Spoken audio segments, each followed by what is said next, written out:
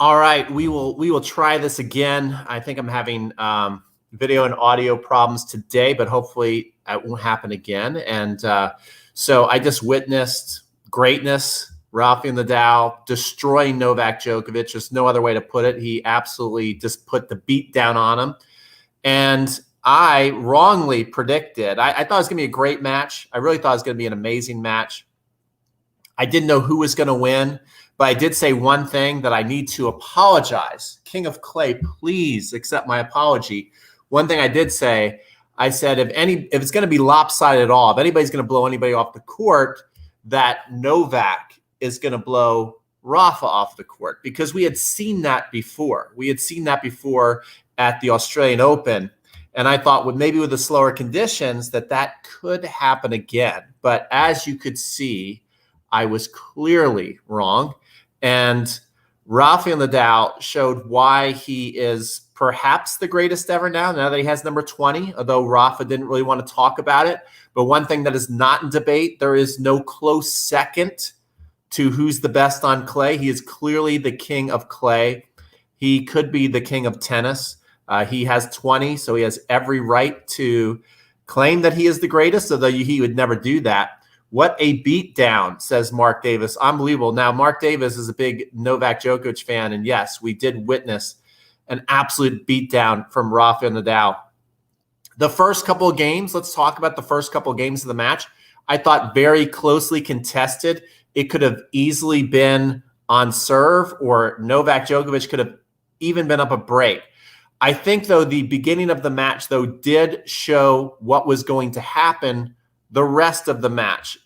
The big tactical mistake that I think Novak Djokovic made throughout the match was too much cat and mouse tennis. He was really going to that drop shot way too much, I felt. I don't think it would have made much of a difference, to be honest. I mean, Nadal was on fire. It didn't matter what Novak did. Nadal always had an answer. These two are very, very quick around the court. It looked like Nadal was much faster around the court today. His first step was lethal. His response to the ball, whatever Novak did, he was there. And let's see. So I'd never seen Nadal hit so many incredible half volleys from the baseline. Yeah. The drop shot, though, was not working. He missed so many of them. And you could see when it worked what his play was going to be. He was trying to hit the drop shot. If Nadal got there, he then lobbed over his head. And he did win some of those points. But even many of those points, Nadal would run back, run around, hit an incredible backhand, either stay in the point or hit a winner or hit a lob. And lots of times the point restarted. And these were shots that if Novak, rather than going to this high drop shot move, what we started to see in the third set was high balls, Novak crushing the backhand. Many of them were not returned by Nadal. Some of them went for winners. And I felt that if he would have done more of that, more of just like absolute beat down tennis like he did in Australia. I mean, he used to drop shot some in Australia, but it was more like just crushing, hitting through the court. And I think that it was a big mistake. First of all, we know Rafa likes to play further back, which against Novak at the Australian Open was a big mistake. He played too far back, and he couldn't, really get into the games, and Novak hit a lot of drive winners. Well, by Novak early bringing Rafa in over and over again, and I don't know if this would have been Rafa's game plan anyway, but he played many shots closer to the baseline, and they were going toe-to-toe, and Rafa just looked stronger, right? I mean, Novak is amazing, but just looking at their stature, like Rafa just looks like this. They call him the Spanish Bull. Well, he looked every bit of the Spanish Bull out there. He just looked more muscly, bigger, stronger, just muscling Novak around the court. And Novak really never got to get ahead of too many points. And every time he blasted some shots, everybody thought the slower court, the lower bouncing ball was going to hurt Nadal. It obviously did not. If anything, maybe the court was too slow where Novak could not hit through the court. He could not hit through Nadal today.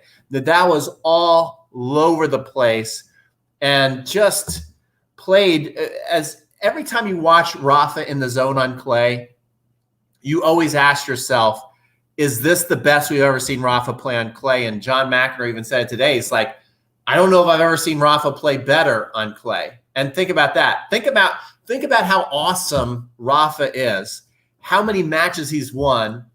And it probably is not true, but maybe it is. Who knows? But he definitely went to another level to where you have some of the greatest players of all time watch him going, I don't know if I've ever seen him play better at 34 years old. And last year he played Roger, and Roger didn't play that poorly. And one of the things that Roger said, which is amazing to hear, again, somebody who has so much talent is considered to be the greatest of all time. He said he was watching Rafa and just marveling at what he was witnessing. Like it was like he almost had, like, it sounded like an outer body experience. Like he's there competing against Rafa. But then as somebody who just appreciates amazing tennis, he said, I found myself just watching Rafa and how he just is so great on the clay. And that's a strong statement, to be somebody who is right up there at the top, the big three, competing against Rafa, and you're just like watching going, this dude's amazing. Like, it's just, you just cannot say enough about how great Rafa is. So we have Carl saying the Rafa forehand on clay is such a weapon, so consistent, so dominant. Novak needed a game and a miracle. Really, he needed a miracle today. You're right, Carl. His forehand was on fire, but not equally, because his forehand clearly dominates. It's that just, when you go watch him, just don't you want to go out and play and just like bust some topspin forehands? But so that was definitely the dominant shot. But the backhand of Rafa is getting stronger. That's another thing that's amazing about these guys. They keep improving stuff that's already freaking unbelievable. Well, Rafa's backhand was amazing today. There was some battles going on. They're going back and forth. Then all of a sudden, boom, out of nowhere, Rafa would crush a backhand winner cross court. Rafa would crush backhand winners down the line. Do not underestimate how lethal Rafa's slice backhand is too, guys. How many points did he win where he hit that ball really low and short, but it's just spinning so much, and Novak would move up to it, and he knew that, hey, if I don't hit a great shot here, Rafa's going to hit a winner. So Novak would try and put a little extra on the ball, and he carried a couple very, very important points. He carried the backhand long. So Rafa's backhand, he's hitting it harder than ever, and he's got that slice that is really good, that forces you to hit a shot that you have to come up with something special. So he creates a lot of unforced errors, and he also creates a lot of balls that will then sit up to his forehand. Then you're in trouble. Then you're just on the rope of Rafa. And so, again, I just wanted to come on, congratulate Rafa. The more you just hear and see Rafa, the class after the match, how he congratulates Novak, how he admits in his moment, he said, well, it's just the way tennis goes. Novak crushed me a couple of years ago at the Australian Open. This is the way it happens. So, not really a big deal. Don't feel too bad, Novak, that I just ate you for lunch. And he just has an amazing, amazing way about him. Such class, such a humble champion.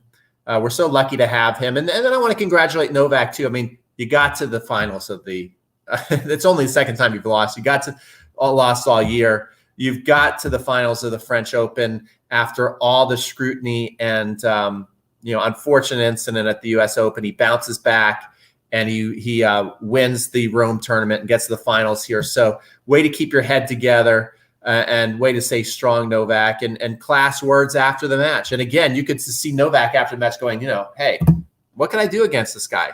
Just too darn good.